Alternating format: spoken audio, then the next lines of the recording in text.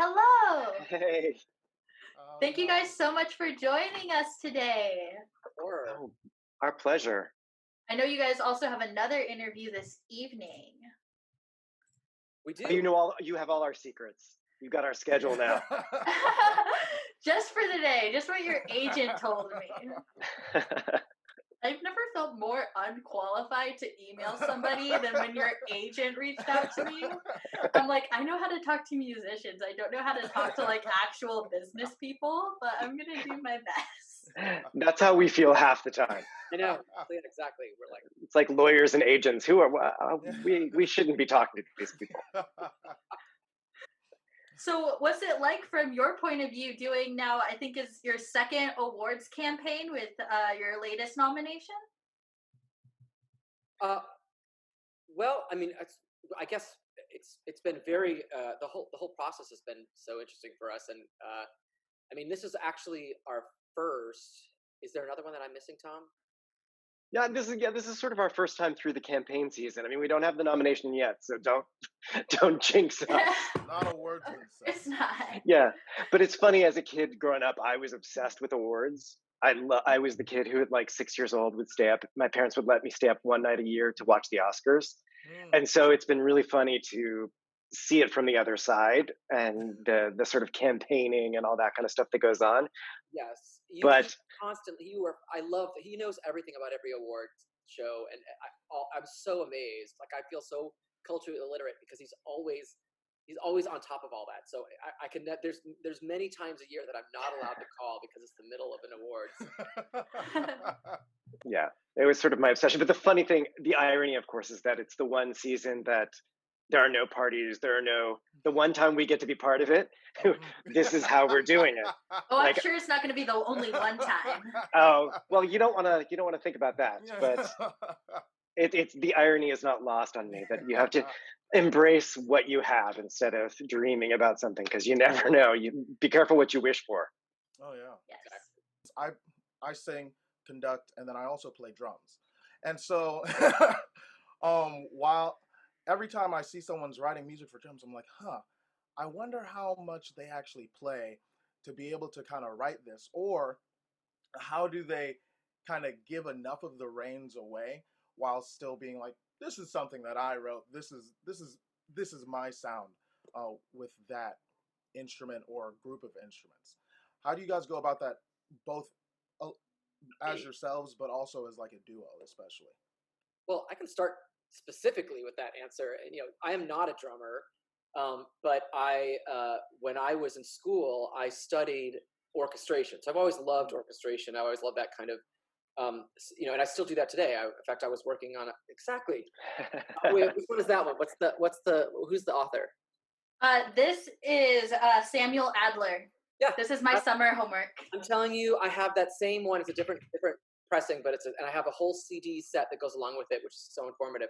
But I just kind of always find that really interesting. And when I was growing up, I played a lot of instruments, but none of them very well. Like I was clarinet was kind of my main thing. I also dabbled. Yes, clarinet.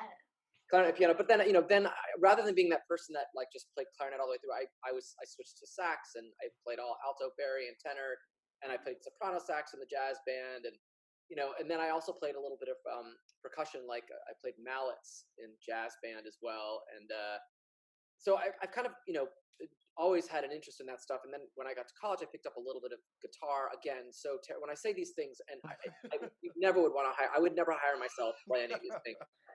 But so that sort of gives me a little bit of intro into sort of making sure I'm not completely off base. Mm-hmm. And then, you spend a lot of time writing for those instruments. And if you're lucky, we've been very fortunate that we've had the opportunities to work with a lot of really great musicians. And they will tell you, a good musician will tell you exactly what you're writing wrong or right. And then, and particularly with drums, though, that's such a really cool,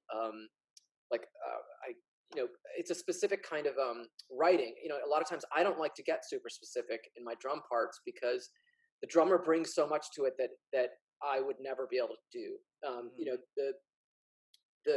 The nuances of a drum part, I like to give, personally when I write it, I like to give a basic groove of what I'm hearing in one bar.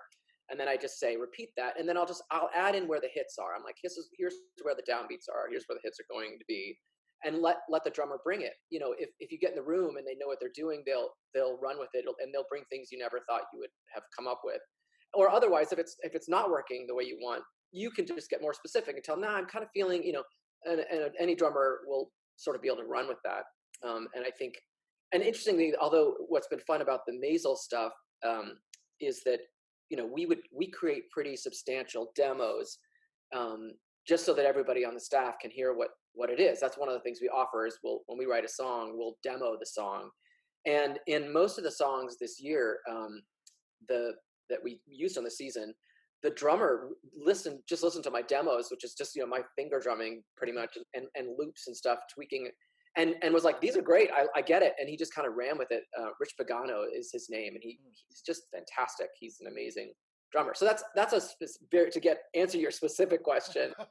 But on a more general one, you know, Tom and I could talk about this where, you know, we, you know, that's just to say that I should probably back up and say, I generally do a little bit more of the music stuff and tech stuff than Tom, but we sort of both work together when we write songs, and we're both very actively sort of collaborating. We spent many, many years being in the same room. The last 3 years we've been apart because Tom now lives in LA. And so we're sort of used to doing this Zoom thing where we just get on Zoom and collaborate when we're writing. And it often also involves a lot of, when we write now, this is sort of different. We've evolved over many years of writing. We've been writing together for many, many years. And, you know, we used to be very much writing pens and paper, you know, and then we moved to just doing it all. We would do it all in score form and finale. And now we pretty much write everything right in the box, right to go. So we write in Logic. I use Logic, and when we'll write the songs there, and we like to sing them as we go. So every single iteration that we're working on, we sing the song, and I'll constantly be sending Tom, you know, we'll work for 2 hours, and then I'll sing what we've done, record it and send it to him, and we'll listen to it for a day or two, and then the next day, so, you know, we have 37,000 versions of every iteration of every song that we're working on. Yeah, you don't want to hit shuffle on our iTunes. No. And just to back up just a second to the sort of serious side of that is that I think what's great is that the great thing about having a partnership is that we bring very different skills to it. And that way, we always talk about the fact that what we would do individually does not compare to this other third thing. That's it's so different than what we would do individually. And I come from a background of English lit. I was an actor.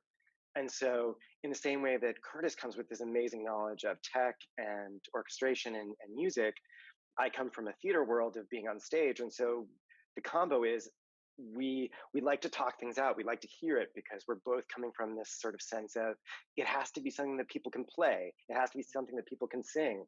It has to have that like life. It can't just be a head thing that's on the page. Well, that was one thing I noticed when I went online, downloaded some of your scores off of your website, and all of your music that I found on there from Maisel was very much written so that almost anyone can sing it. It doesn't require, you know, a virtuoso voice that's been studying vocal pedagogy for X amount of years. Especially for like One Last Angel in Heaven, it's not even 2 octaves.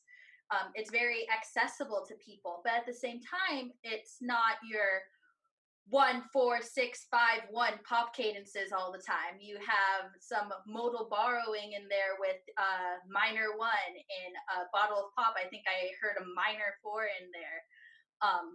How do you guys go about language? What is this? People who actually know what you're doing. Yay. So how do you go about using all your classical training and also making it accessible to so many people? I'm back in college again. I thought about these names. It's so long. No, I think it's so interesting that you would bring that up. It's you know, both Tom and I, we really do with this stuff. We, you know, there's a world in which we're already sort of absorbing all the sounds that we're looking to use. You know, Tom was brought up listening to Motown and all that kind of stuff, and my parents also listened to that. You know, that's sort of in the background.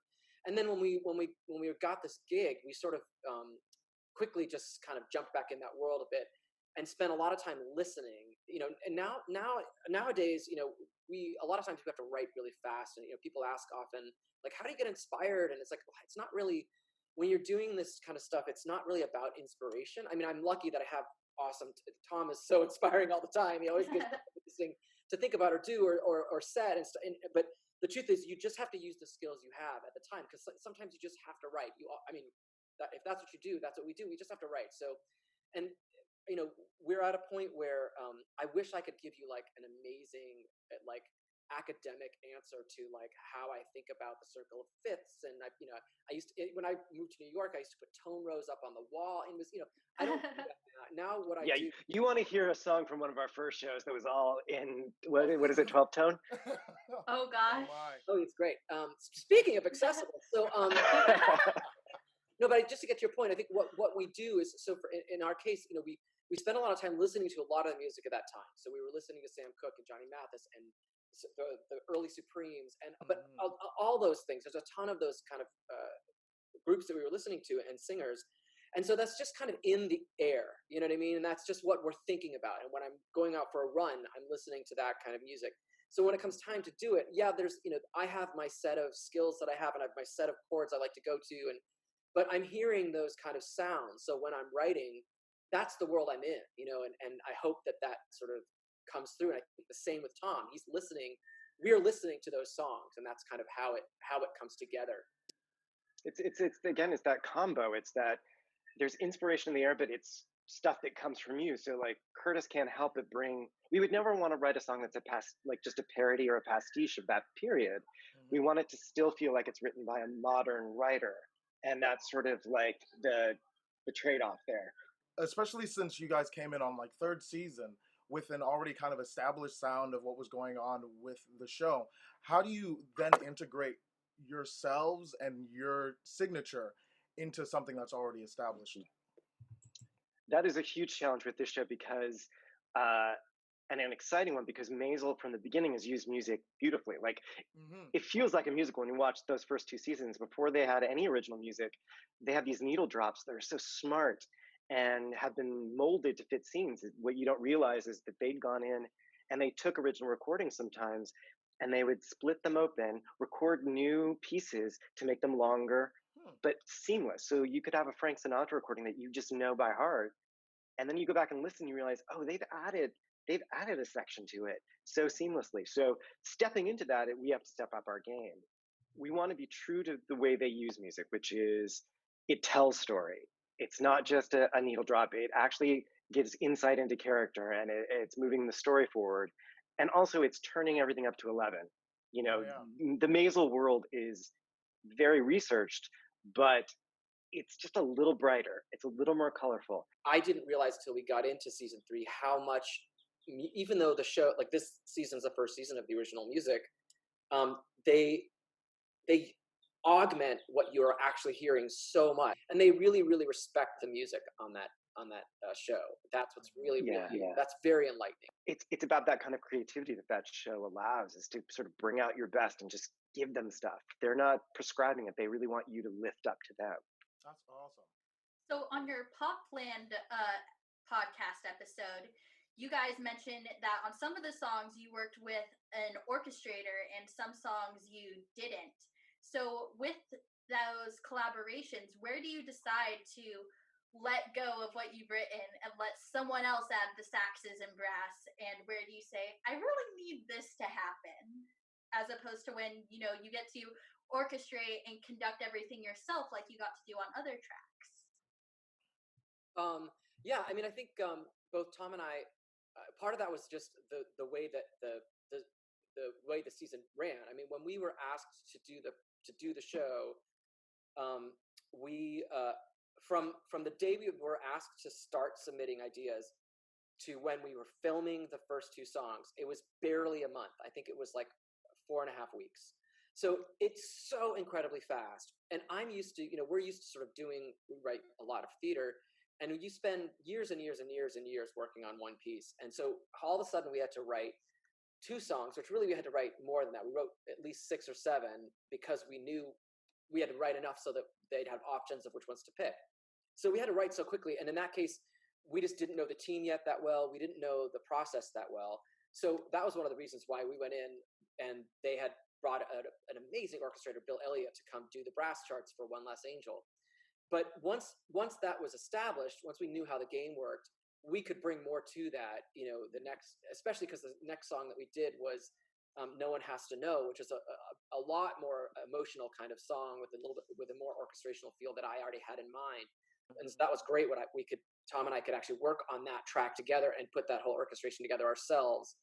Yeah, I mean, in theory, I would love to orchestrate everything I do, but mostly that's just because I almost always have to do that. I don't have the option of having people hire orchestrators. I learned to orchestrate because I love it, but also because I knew that I needed to make my stuff sound good. And Tom and I, it would be awesome to be able to hire Bill Elliott or any of those people, David Chase, to orchestrate our stuff, and we will work with them again, but a lot of times it's just not something we have the resources or opportunity to do. In the case of Maisel, we did, and they were fantastic, and it was great to sort of go back and forth. Some of the stuff we had orchestrators working with us, some of them we did ourselves, and the orchestrators are really great in that they sort of use what we've already started and done, so you can sort of sketch something out and they'll sort of take it. Or if you have no ideas and you just want them to run with it, they will come up with something that's kind of fantastic. It's just a really awesome way to collaborate. Oh, yeah. Am I allowed to ask if you guys are on for the 4th season? Am I allowed to ask that question? You can ask. I don't know if you have to answer for it. We'd love to be. We'll see what happens with the storyline and all that stuff. Any interesting quarantine songs you guys have come up with? Quarantine songs. We haven't had, to be honest, we haven't had time to really write that kind of stuff. We're trying to get a head up on all these projects we had to sort of put on hold while we were doing Maisel, which was just so intense. So now we're finishing up a couple of musicals that we've been working on. We want to get these drafts done so that when we do come out of quarantine at some point, hopefully sooner than later, but who knows when, we'll have some stuff with which you can really jump into and start really working on. We've been really lucky in that, like we said earlier, this is kind of how we work anyway. So the great thing is as the world feels a little crazy, our day-to-day how we work has been the same. So we just, we schedule our meetings, we meet, and we work on the next song in the musical that we need to get done. And so we've actually written a lot in the last 2-3 months. Yeah. So it's been good.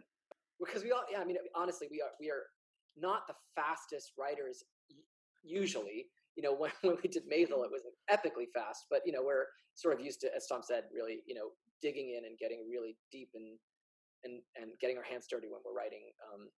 And so it's been fun to kind of, get a lot of stuff done.